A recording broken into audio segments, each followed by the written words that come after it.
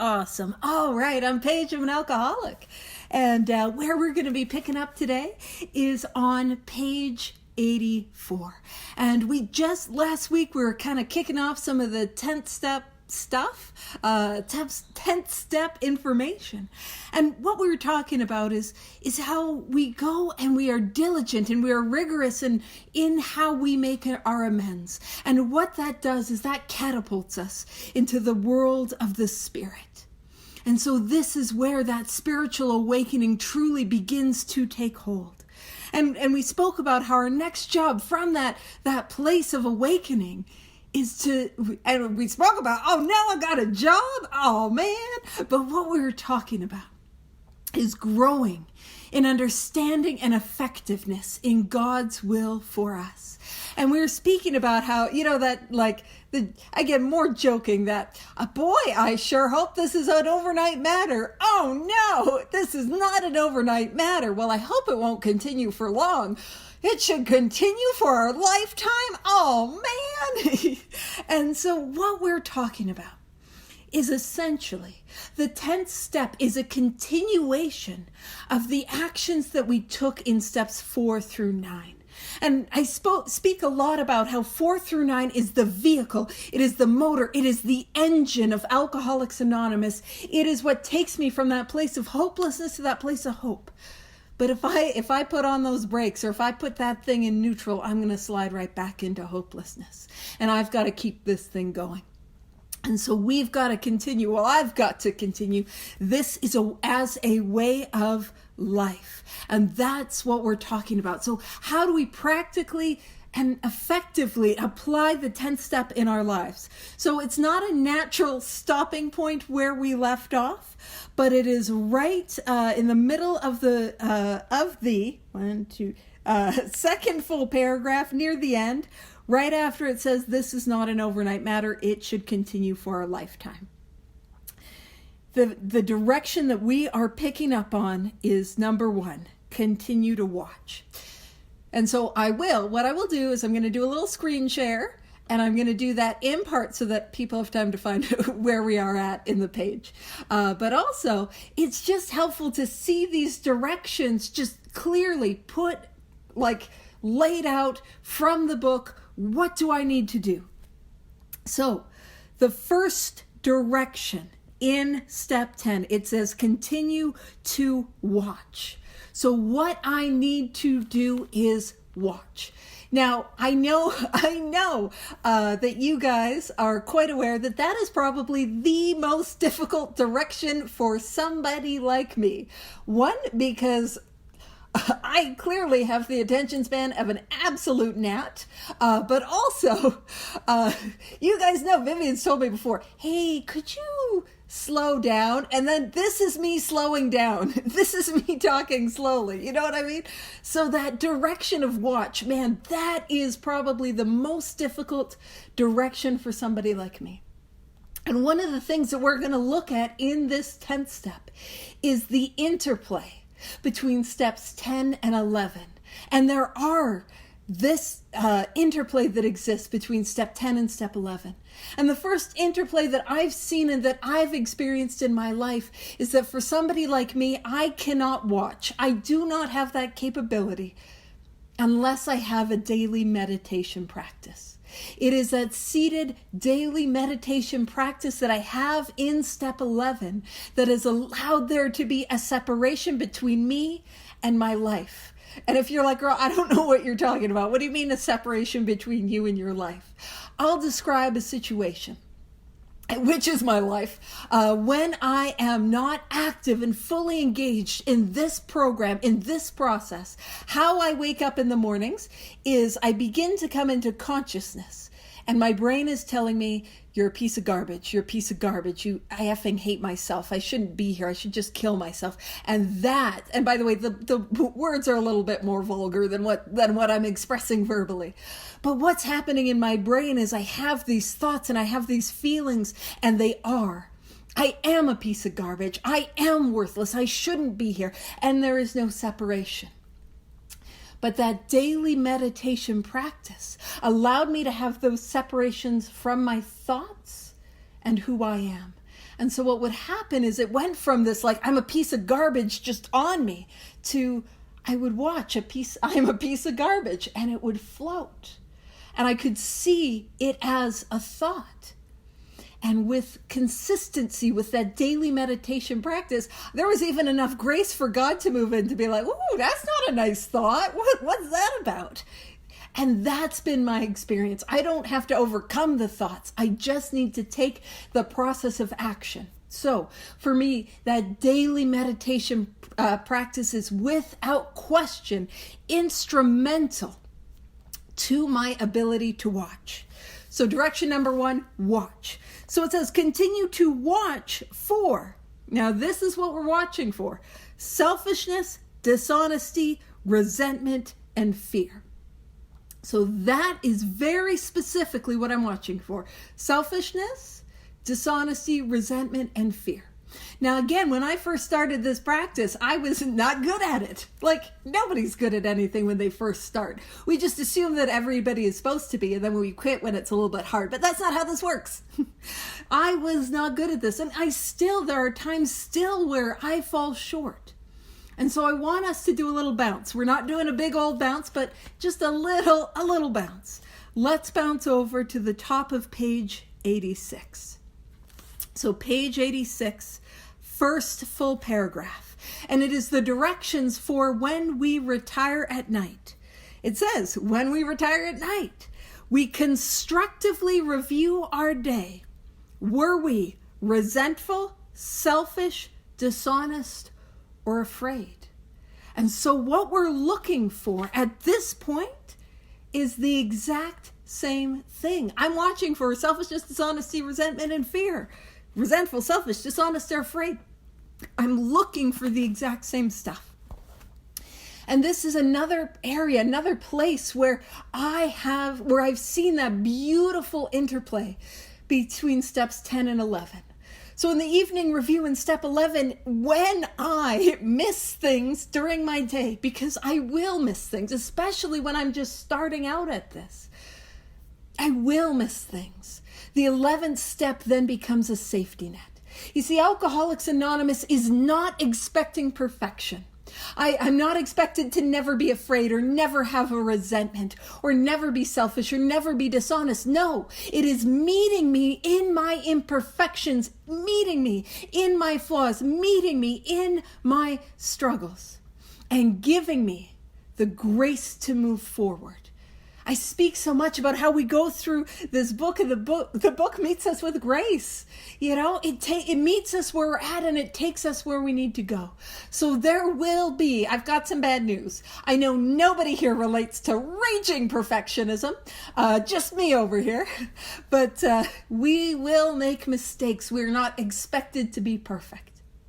And here's the thing, if I'm utilizing the 10th step and I'm utilizing the 11th step, especially evening review, when I make mistakes, they are not this awful pain and self-hatred and self-loathing that envelops me.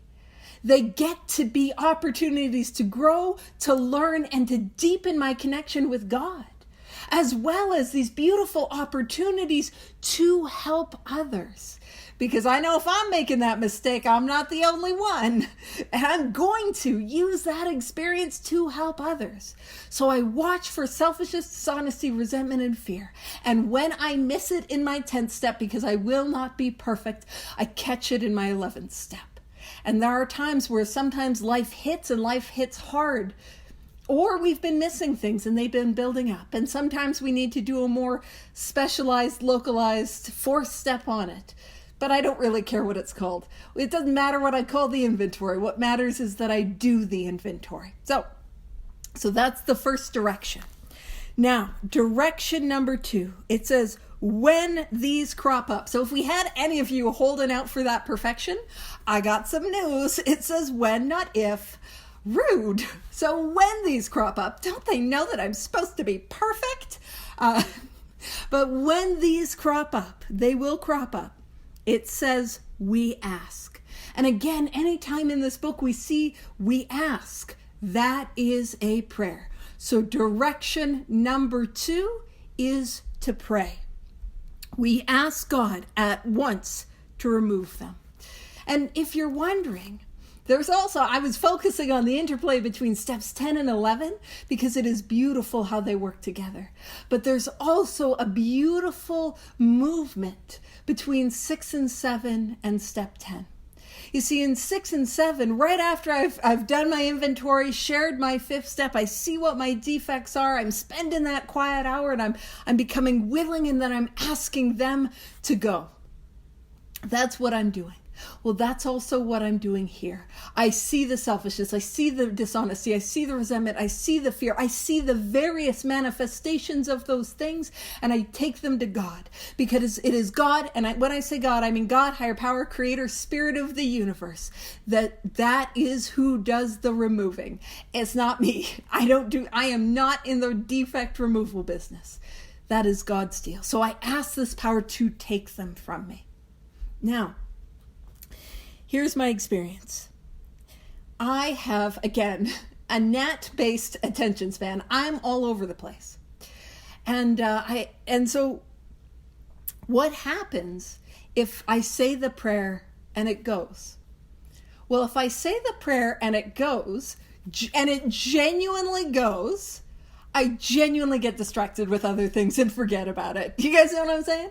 If I say the prayer, God, please take this from me, and it's gone, and I'm like, oh, there's a squirrel. There were actually some squirrels in the backyard, and I was like, oh, look at them. Like, just no attention span. And here again is how there's another interplay between step 10 and step 11. Now, let's go page 87, very bottom paragraph. Very bottom paragraph, page 87. I'm trying to go a little slow so that we can all find it.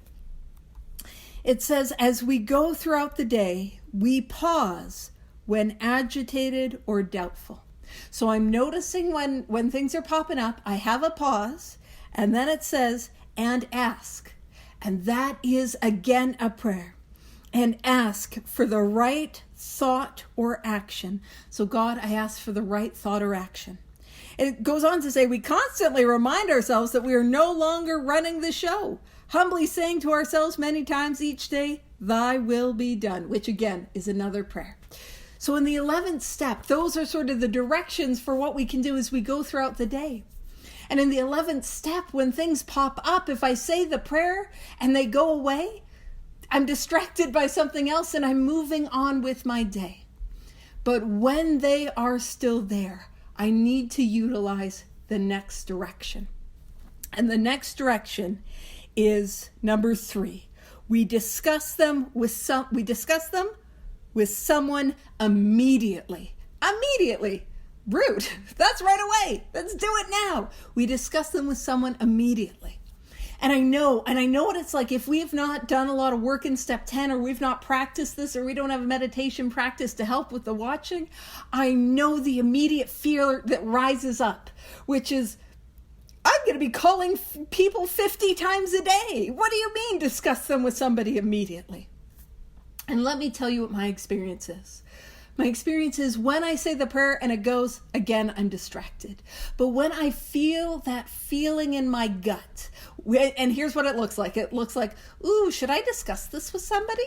Is this something I should discuss? Yes, that is. As soon as I'm feeling that internal like push-pull, my little twisties and my resisties, that is when I need to discuss it with someone immediately. And that is the time frame. Immediately, quickly, we've got to discuss it with someone. But let me share with you how I discuss it with someone. Because in my experience, if I were just to call somebody up for a 10th step and be like, let me tell you what that jerk did, there's no freedom in that. One of the things that I know to be true is that the columns that we utilize in the 4th step are incredibly effective at getting me from self and wrapped up in the bondage of self to solution. You see, those 4 columns, they work on things I never thought I could get freedom from fear from, or I never thought I could get freedom from resentment from. You know what I mean? They work. So here's what I do. When I discuss whatever is coming up in my life, when I discuss that with someone immediately, I discuss it with them through the columns. So I will call up, and to be honest, it's 2025. Calls are wonderful, but there's a lot of times where I can't just call somebody. But we got like texts and voice to text and voice notes and voice memos. You could even, I don't know, I was going to say Snapchat. You can Snapchat your 10 steps, right?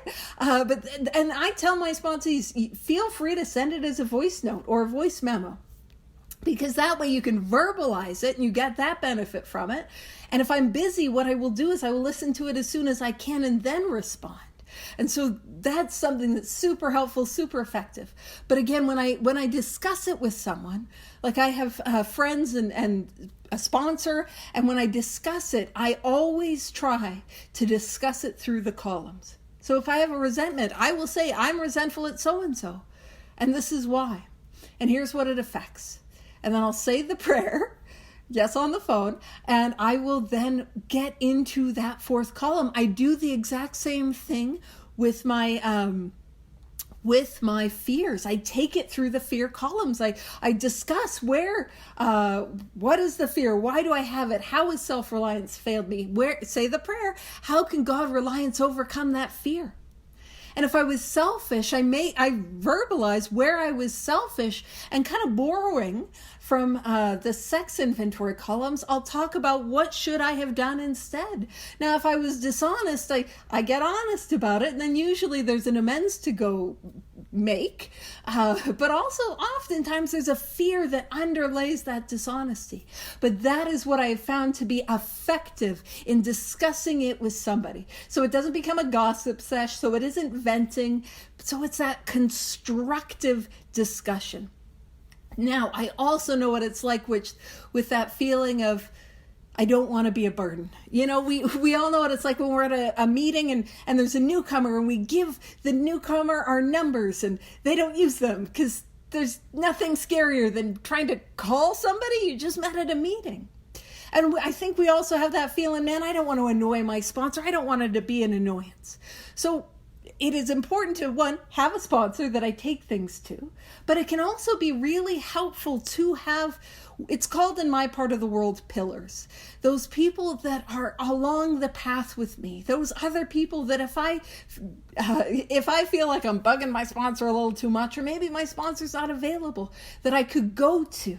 Those fourth dimension people that I could go to, that will receive my inventory, receive my 10th step, and be able to give me that feedback.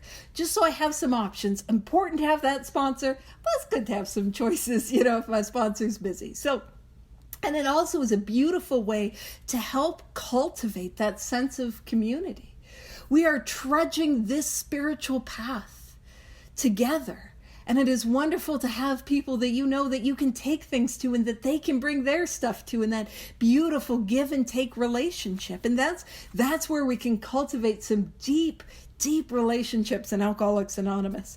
And it's usually when it's like, hey, I've been a jerk, hey, I'm afraid again. I got some columns for you, gal. That's how it goes in my life. I start off the call as or I've lost my tail, but I promise if I follow the 10th step all the way through, I'll be like Tigger, bouncing around on my tail. That is a Winnie the Pooh reference.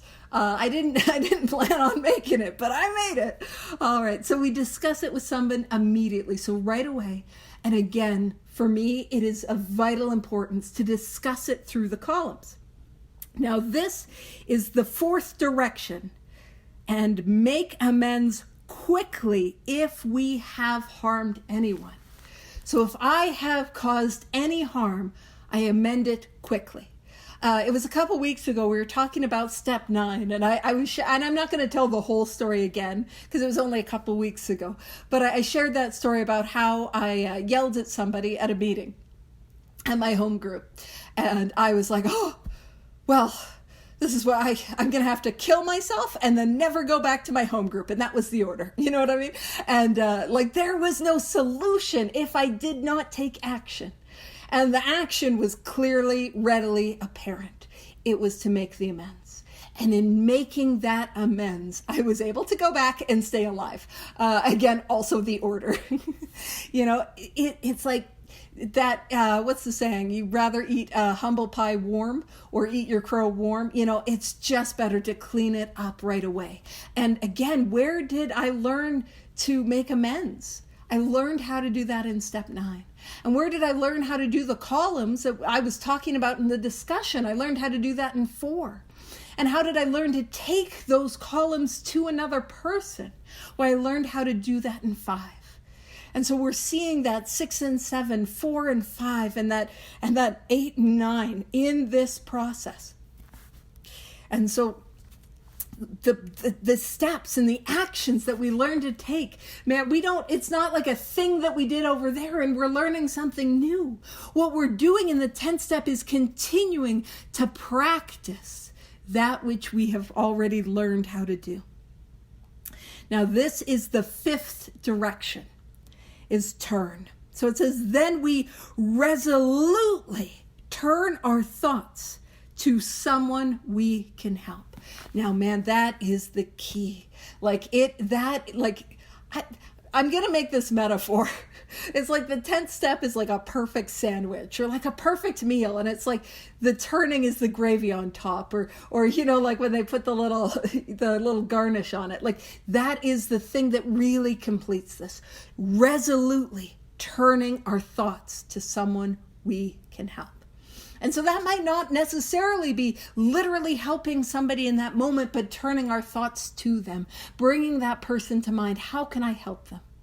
But a lot of times in my life, when I'm looking for someone I can help, it is often as simple as who is before me in the here and now.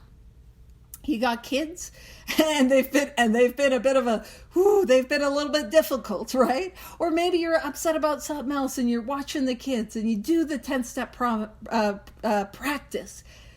And then I can turn my thoughts to them. And that help doesn't need to be a literal, let me get you on the slide, but showing the love. I can do that in the DMV. If I am annoyed, I'm sure your DMVs are just the same as ours about the wait and the bureaucracy and all that. And I got my little number, and it's just dead energy in there.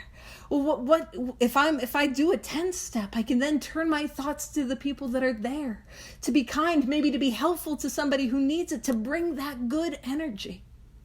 And those are really wonderful things. One of the things that I learned to do, and one of my favorite ways to turn my thoughts to someone I can help, I picked this up when I was doing a spiritual practice a number of years ago. And in that spiritual practice, it asks that you give something up, you add something to your prayer life, and you find a way to be of service. And a lot of them are like financial. And I'm like, girl, I'm broke as a joke. I'm not doing that. And so what I did was I started to reach out to people that I wouldn't normally reach out to pump their tires, to see how they're doing and to lift them up. And from that practice became one of my favorite ways to turn my thoughts to someone I can help. I can't tell you how often me sending a text message, and I will let you know, these are what my text, and it's a text message because I often don't have time for a full phone call. That turning doesn't have to take long. But there are times these are my text messages. And also, if you've received one of these text messages, it's not just because I had like a resentment and it wasn't at you. But I'll text people and I'll let them know, hey, just a general reminder that you're God's absolute favorite. Hey, I just wanted to let you know that the world is a better place because you're a part of it. Or I just wanted to let you know Alcoholics Anonymous is a better place because you're a part of it. I just want you to let you know I so appreciate every time that I see you. And I'll give them a genuine compliment. And I haven't had as much time to do that in the last while than I used to. But man, it was a beautiful way for me to get myself out of me. But enough about me. It is incredible how God would move in those moments. I can't tell you how many times I would message somebody and I'd say, hey, just wanted to let you know you are loved, or you're God's favorite. And some people would be really confused by that. Some people are like, you know what? I am. I'm like, yeah, you are. But I can't tell you how many times the message I would get back from just a random person who was on my heart or who was on my head that I would reach out to, and they would say, how did you know? How did you know I was hurt? And how did you know I was struggling? How did you know? And like, man, like God moves in those moments. And, I'm somebody that like, I'm big on, I don't want to gossip. You know what I mean? And I remember there was a period in my life, it was right after I got sick, and a lot of people were talking about like, oh, what happened to Paige? And she's sick and she's in a wheelchair. What happened? And there was some salacious gossip. It actually probably wasn't salacious. I was just in a lot of pain and I was really sensitive, so I thought it was juicier than it was. And I could tell you how, and I felt so isolated and alone when that was happening. And I remember feeling that like everyone wants to talk about me, but nobody wants to talk to me. Now I'm in a completely radically different place, but that feeling is a reminder to me. If there is somebody that if I wanted to be like, hey, I haven't seen so-and-so in a little bit, how are they doing? Anytime that comes out of my mouth or comes to my mind, what I do my best to is to make a concerted effort to message so-and-so. Hey, I was just thinking about you. I wanted to know how you were doing. And I promise there is power in that. And guess what? It's not as awkward as it feels like. That's part of why I did it at first, because I'm like, oh, this is going to get me outside of my comfy zone. And it did. And my comfy zone growth, comfort zone. I don't have to call it a comfy zone, but it gets comfy. It grows. And now I have the ability to reach out to people and to send them love. And I'm somebody that was on my own power, so emotionally like held back, and I would stuff my feelings, and to be able to be like, hey, just wanted to let you know I love you, to some random person, not completely random, but somebody that I didn't know that well. To be able to do that is like, man, there's freedom. And so that is one of my favorite ways of turning my thoughts to someone I can help. And it is incredible. Man, actually, there's a gentleman. I just remember this one in particular because it broke my heart. There was a gentleman that I knew, hadn't seen him in a while. And so, just sending my little, your God's favorite, and the message I sent to him, it was like, hey, so-and-so, I just want you to know that the world is a better place because you're a part of it. And the message he gave back was, nobody has ever said that to me before. And it's just, man, I get to bring things to people. You know what I mean? We get to be, like, I do a study with my friend Terry, and he talks about being a joy bringer. Like, we get to bring joy, and we get to bring love, and we get to bring the things that I always wanted. One of the most powerful things that I can do if I am hurting and if I am struggling is to go give the love that I don't feel I have. Go give the grace I don't feel like I have. Go give it to others. And once you know I receive in abundance, it's in the giving. So to summarize, what is the 10th step? The 10th step is watch, pray, discuss, amend, and turn. Watch, pray, discuss, amend, turn. It is 5 actions that I take. And of course, there's a lot to it, but it is that simple. I just got to see when it comes. It'll come. I pray for it to go. I take it through the columns with somebody else. I make amends. And then I turn my thoughts to someone I can help. And that's what the 12 steps are. Like this process condensed down like Campbell's soup. I said that. Like, we don't even got to add water to this thing. Why? Why am I like this today? All right. But that is step 10. And then at the end, I'll do the stop share. And I'll make, just so everyone knows, if anyone wants the thing that I just screen shared, I'll make it available. Probably not while I'm doing the talking, because sometimes it's hard enough to do the talking, let alone the technology and the talking at the same time. So that'll be an after activity. So now this line, love and tolerance of others is our code. That is our code, love and tolerance. And oftentimes, I've spoken about this previously. Actually, I have no idea what meeting or what place I spoke about it. So maybe you haven't heard me later on. I don't know. But a lot of times when we hear love and tolerance, we hear it sort of thrown out like, oh, Paige going on a tangent again, mentioning soup for no reason. Well, I guess love and tolerance is our code. And what we're trying to do is we're trying to raise tolerance. I'm trying to build a tolerance, hoping that love will follow. But here's my experience. That's not the order. The order is love and tolerance of others is our code. In my experience, I have got to lead with love, and then that tolerance will follow. And I'll be honest, that's a tall order. You're asking a lot of me, yeah. I'm not leading with my love. My love is finite. My love is small. My love isn't enough. I'm leading with God's love. And I remember I was working with a sponsee of mine, and she's the one that would eye roll. She's the one that was like, why is it always like God and like joy with you? She was a little crunchy one. But I remember her being like, oh, Paige, why is it always God's love? Why isn't my love enough? And I did that spiritual jujitsu that we sometimes do, like, oh, it's fun. And I was like, okay.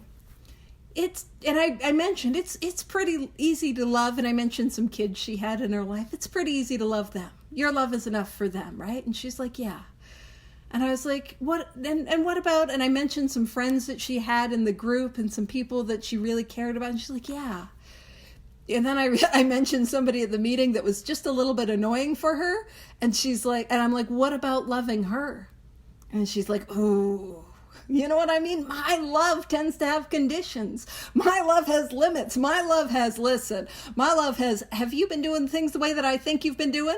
And some of you guys know what that's like to be married. And when your spouse is breathing wrong, they're just breathing wrong. You know what I mean? My love is finite. And so what I need is God's infinite love to flow through me. And this, I'm going to describe something. It's a little bit ineffable, a little bit experiential. So what I mean is, what I've got to do is I've got to get me out of the way. The me is my selfishness, self-centeredness, my judgment, my resentments, my ego, my criticism, my way, my I, me, my's. I got to get all of that out of the way. And it is God's infinite love that can flow through me. And there was a quote, I can't remember who it's from. Somebody will look it up and probably correct me. Well, not correct me, because I didn't say the wrong one. Although if you want to find out who said something, just say somebody else who didn't say it, then you'll get corrected. You know what I mean? Like, as Bill Wilson once said, he didn't say this. Well, he might have, I don't know. Somebody will look it up. But it's that idea that I will never look into the eyes of someone God does not love. I will never look into the eyes of someone God does not love. And by the way, that does not mean like, we put on those shades, like, I'm not looking, I'm not looking. That's not how we approach that. But God's love is infinite. And I remember going through this idea, like, God, there's this prayer. I have a bunch of sticky notes on my wall. And one of them is, I cannot say I love God if I do not love his children. I've shared that experience where that judgment fell when I heard that after doing a bunch of inventory and a bunch of meditation, and powerful. But there's this prayer, a couple prayers, and I, for some reason my stickies on the wall are just calling to me. So you're getting the information. Again, gnat-sized attention span. Beep, beep, beep. The first one is, God, help me to see them through your eyes. To see them through God's eyes. Now, this is another beautiful, it's a pocket prayer. It is a pocket prayer. I think I stole it from Judith R. I will give credit where credit is due. I think I stole that from that lovely North Dakotan. I don't know why I was so saying North Dakotan, but I love my geography. And the prayer is, bless them, change me. Bless them, change me. Because, even if it's like, oh, but I don't like that jerk. Yeah, but if that jerk is blessed, they're probably going to be less like a jerk. So there's that. And it's just those pocket prayers. Help me to see them through your eyes, right? And bless you. And we can look, and one of the things that we can do is we can look for the presence of God within them. But if I am willing to lead with love, that tolerance will inevitably follow. But I have a hard time leading with, all right, I'll tolerate you, and then having love flow. So now what follows is what is known as the 10th step promises, step 10 promises. And by the way, if you are somebody that's like, oh, because we just love those 9-step ones. And we love them so much, we often call them the promises.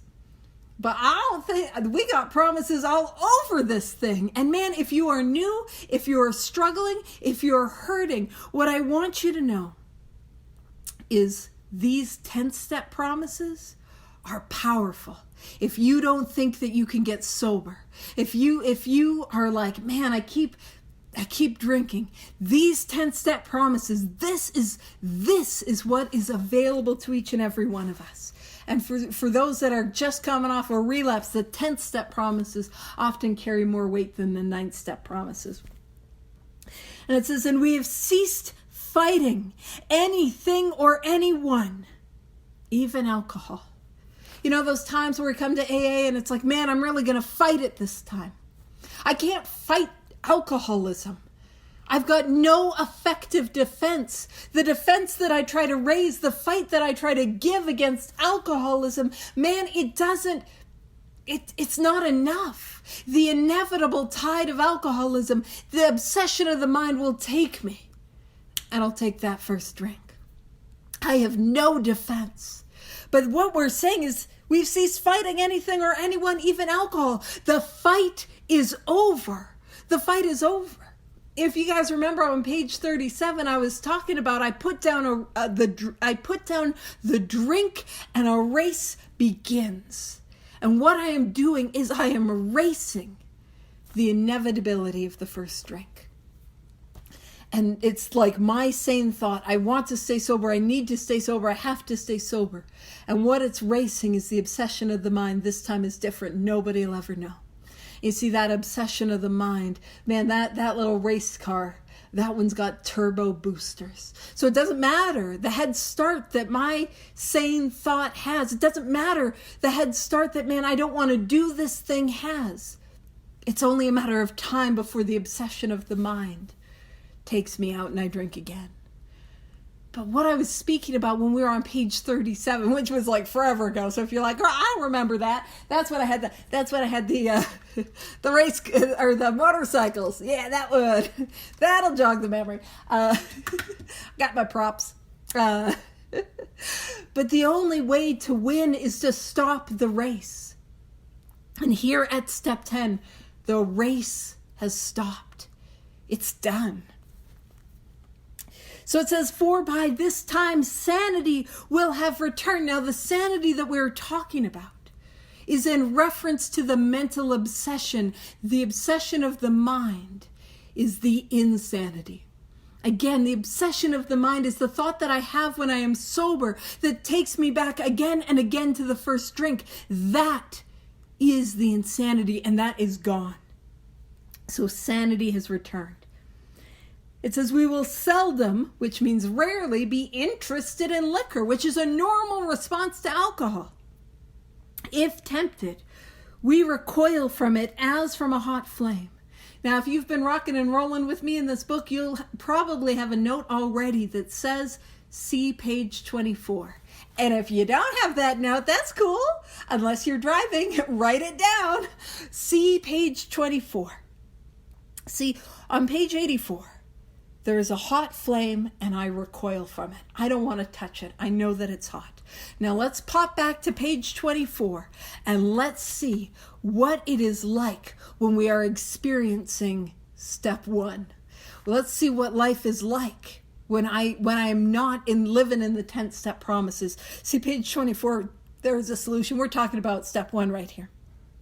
And what we're going to do is we're going to go just past the italics, second full paragraph. It says on page 24, the almost certain consequences that follow taking even a glass of beer Do not crowd into the mind to deter us. If these thoughts occur, they're hazy and readily supplanted, that just means replaced, with the old threadbare, and threadbare is worn out. The old worn out idea that this time we shall handle ourselves like other people. This time will be different. It says there's a complete failure of the kind of defense that keeps one from putting his hand on a hot stove. And right there you can make the note to see page 84. The alcoholic may say to himself in the most casual way, it won't burn me this time, so here's how. Or perhaps he doesn't think at all. How often have some of us begun to drink in this nonchalant way and said to ourselves, and after the third or fourth pounded on the bar and said to ourselves, for God's sakes, how did I ever get started again? Only to have that thought supplanted, replaced by, well, I'll stop with the sixth drink, or what's the use anyhow? You see on page 24, fully in the alcoholic cycle, with no hope and no solution, there is nothing that I can do that will stop me from putting my hand on the hot stove. And I'll tell you what it looks like. It looks like, you know what? I think my problem was electric stoves, but this is a gas stove, baby. It looks like, the stove, it was hot in Canada, but I have a feeling the South Carolina stoves, those ones are going to be not hot, because everything else is hot there, so that's not going to be hot, This time will be different. It looks like, man, if you were feeling the way that I was feeling, you'd have to touch the hot stove too. I'm going to kill myself anyway, so why don't I touch the hot stove? And I touch it again, and I touch it again. It looks like, I'll only touch it for a little bit, just a moment. I need to feel its warmth. It looks like a thought that is on me. Touch the stove, touch the stove, touch the stove, touch the stove, touch the stove, until I can't stop myself and I touch the stove. But it also looks like I'm living my life and I'm doing everything I can not to touch the stove, and boom, I touch the stove. You guys know what I'm saying? I can't stop myself. It is inevitable that I will drink again. But on page 84, I know the stove is hot, and I do not want to touch it. The stove is hot, and I'm good. I react sanely and normally. No, thank you. You see, that is where I need to get in Alcoholics Anonymous. So what's the difference between 24 and 84 other than 60 pages? The difference between who I am on page 24 and who I am on page 84 is a course of action, steps 4 through 9, and continuing that course of action in step 10. That is what I need to do. And then I got to grow that in 11 and 12. 10, 11, 12. We got to grow this thing. But that's what I got to do to get to that place. That is what is asked of me to get to a position of neutrality. So it says we recoil back on 84. Sorry if I jumped a little too fast. Back on page 84, very bottom. And then we're going to hit the top of page 85. So it says we recoil from it as from a hot flame. We react sanely and normally, and we will find that this has happened automatically. And I just want to speak about reacting sanely and normally. I have some allergies in my life. I've shared this with you. I'm allergic to onions and I'm allergic to peppers, so I'm not hanging out at Chipotle. And if let's say we're all hanging out at the Ladybug Conference, or Ladybug Roundup, I'm trying to hype it up. And we were going out for fellowship after it, and you're like, let's go for Chipotle. I would politely decline. That is a sane and normal response to something that is an allergy in my life. Now, onions and peppers, they cause burning and they cause nausea. But they have not caused the degradation of my soul. They have not rendered from me my hopes and dreams. They have not damaged every relationship that I had in my life. They did not belittle and destroy everything that was of value to me. They just really hurt my tummy. and that is a sane and normal reaction. Now, if if onions and peppers did all that, you'd be like, whoa, no, I'm really not gonna, no, don't even, let's maybe not talk about Chipotle. No, thank you. You know what I mean? So my ability to say no, thank you, that does not come to an alcoholic by wishing or wanting or trying. It comes by God's grace as the result of this course of action. And so I've got to, again, 4 through 9, continue that process in step 10 and 11 and 12. And I get to live in that position of neutrality. And when it says, and we will find that this has happened automatically, that is important. I don't do it. I don't overcome the obsession of the mind. It happens to me. The change happens to me. I take a course of action, let's be real, that I don't like, that I don't believe in, that I don't think is going to help, and that my sponsor is super annoying to be nagging me about, you know? But I take that despite myself, and I get well. A change happens. And when it happens to me, I know I didn't do it. And it says, we'll see that our new attitude toward liquor has been given us without any thought or effort on our part. It just comes. That is the miracle of it. It just comes. Again, I'm not trying to raise a defense against the first drink. My knuckles aren't white for trying to hang on the best I can. No, I just take this course of action, regardless of what I think or feel about it. I take this course of action and the change happens. And I change. That is the miracle of it. We are not fighting it. Neither are we avoiding temptation. We feel as though we had been placed in a position of neutrality, safe and protected. We have not even sworn off.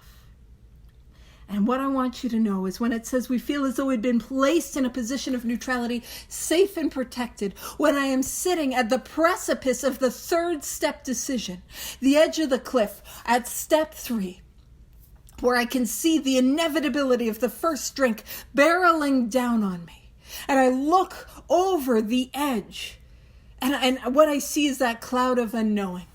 And I can't see what it's going to look like. I don't know if my will and my life will really be cared for. What happens is I hear your voices. I hear your voices that say, jump, take that leap of faith.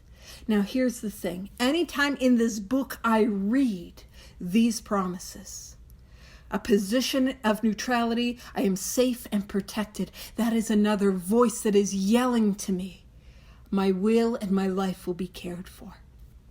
But deeper than that, and more important than that, when I take that leap of faith and I dive into this course of action with complete abandon and I experience this promise, it becomes irrefutable evidence of God's care for someone like me. If I am in a position of neutrality, I am safe and I am protected. I haven't even sworn off. Instead, the problem has been removed. That is my will and my life being cared for. I am being cared for. And I can't know this here. I've got to know this here in my heart through experience. This whole thing is experiential. I need to have this experience, but this experience is available to each and every one of us. So a position of neutrality, safe and protected. We have not even sworn off. Instead, the problem has been removed. It does not exist for us. It's not there. We're free. That's what's available. Freedom, real freedom. And it says we are neither cocky nor are we afraid. So it's not this arrogant, I got this, and it's not this, oh man, I don't want to leave the house. It is a true freedom, and you can tell when somebody's having a spiritual awakening. You can just see it. You can see it. There is a freedom. There is a light. There is, not just a light in their eyes, but they move with a lightness, like you can see it, and it's real. And it says that is our experience. None of the promises in this book is a series of fanciful poetry. They're delightful and there's an element that's quite poetic, but that's not what these are. These are reports of our experience. This is experiential.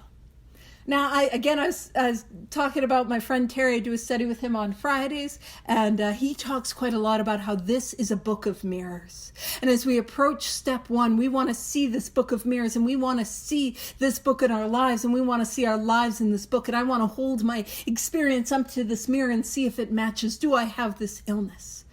But just as important is that this book of mirrors does not stop being a book of mirrors on these pages. It is just as much a book of mirrors here. And if I am at step 10 and continuing to work step 10, I can hold my experience up to this light. Is this who I am? Is this what I'm experiencing? And those of us who have done this work and continue to do this work, that is our experience. And it says that is our experience, not theory, not wish, not idea, not like, what a nice thing to say, not like, yeah, this is what happens for us. And it says that is how we react. Now it's annoying because all these promises seem to have some fine print. You know, the fine print, here's the asterisk, here's the fine print, rude. Who snuck that in there? Well, Bill was educated as a lawyer, so that'll do it. So that is how we react, so long as we keep in fit spiritual condition. So what is asked of me is that I be at step 10 and actively practicing step 10 and continuing to keep in fit spiritual condition. That is how these promises continue to come true in our lives. That's what's asked of me. That's it. It goes on to say it is easy to let up on the spiritual program of action and rest on our laurels. What it's saying is it is easy. I'm going to see, I made a little diagram. Oh, yes. I did not bring it up ahead of time, but we got it here. All right. So it is easy to let up on a spiritual program and rest of action and rest on our laurels. If you don't get the joke yet, I'm going to explain it. So a laurel is a wreath, and it was a wreath that they would give the ancient Greek athletes as a symbol of victory. So what it's saying is it is easy to get complacent. It is easy to be complacent and rest on our laurels, to rest on our success. And so what this silly little picture is, it's a laurel on a pillow, and then it's strike through. So like, hey, no resting on your laurels. Don't do that. That's what that joke is. I'll be here all week. That's not true. I'll be here next Wednesday. Alrighty. Because this is once a week. All right. So it's easy to rest on our laurels. And that is meeting us with compassion. We all get off the path. It says we are headed for trouble if we do. For alcohol is a subtle foe. Complacency is a killer for alcoholics. If I get complacent, the things inside of me, the resentments, the fears, the jealousy, the insecurity, the bitterness, the stuff, the selfishness, self-centeredness, 100 forms of fear, self-delusion, self-seeking, and self-pity, that all builds. And it blocks me off from the sunlight of the Spirit. It blocks me off from that connection to God. And when that happens, when I am blocked, that insanity returns and I will drink again. Or it'll get so bad that I'll want to die before I drink again. You know what I mean? Like suicide, not a solution. So it says we are not cured of alcoholism. So I am recovered, but I am not cured. There will never, to be cured would be the problem is gone forever. There will never be a time when I can ever safely drink again. But just as true is that there will never be a time when I can ever safely not be fully engaged in the 12 steps of Alcoholics Anonymous. I get to be recovered, but I have to continue to do the work to stay recovered. We are right at the time when I'm supposed to wrap up, and we're in the middle of a paragraph. I have not done well. But actually, this next sentence, what we really have is a daily reprieve, contingent on the maintenance of our spiritual condition.